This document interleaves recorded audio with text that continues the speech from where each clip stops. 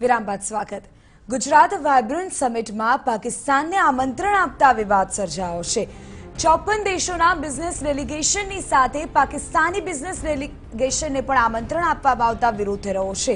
Vibrant સમિટમાં કોને નિમંત્રણ આપવું તે નિર્ણય ગુજરાત ચેમ્બર ઓફ કોમર્સે કર્યો હતો। મહત્વનું છે કે 2013માં પહેલી વખત પાકિસ્તાન ડેલિગેશન વાઇબ્રન્ટ સમિટમાં ભાગ લઈ ચૂકી છે।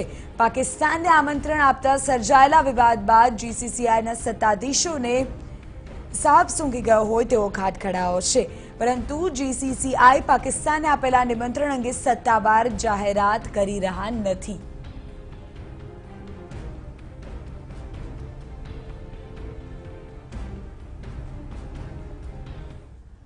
જાન્યુઆરી 2019માં યોજાનાર વાઇબ્રન્ટ ગુજરાતનું આમંત્રણ પાકિસ્તાનને અપાતા હવે વિવાદ સર્જાયો છે। આ મુદ્દે કોંગ્રેસે ભાજપ પર પ્રહારો કર્યા છે અને વડાપ્રધાન અને મુખ્યપ્રધાન માફી માંગે તેવી પણ માંગણી કરી। કોંગ્રેસના પ્રવક્તા મનીષ દોશીએ કહ્યું કે ભાજપ ચૂંટણીના પ્રવચનોમાં પરવેઝ મુશર્રફ અને પાકિસ્તાનને ગાળો ભાંડે છે, ત્યારે હવે વાઇબ્રન્ટમાં પાકિસ્તાનને આમંત્રણ આપી દેશવાસીઓ સાથે વિશ્વાસઘાત કર્યો છે।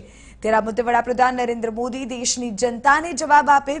બીજી તરફ જીઆઈડીસી કમિશનર ડી થારાએ કહ્યું કે વાઇબ્રન્ટ ગુજરાતમાં કયા દેશો અને કોને આમંત્રણ આપવું તે અંગે ગુજરાત ચેમ્બર ઓફ કોમર્સે નિર્ણય કર્યો છે।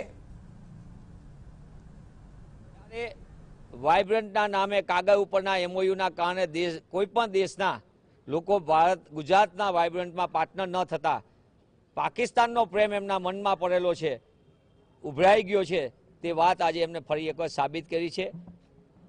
દેશની જનતા સાથે વિશ્વાસઘાત કરનાર મોદી સરકાર અને રૂપાણી સરકાર દેશની જનતાની માફી માગે, ગુજરાતની જનતાની માફી માગે અને જાહેર કરે કે પાકિસ્તાન સાથે આટલા તમારા પ્રેમ પાછળનું સત્ય કારણ શું છે।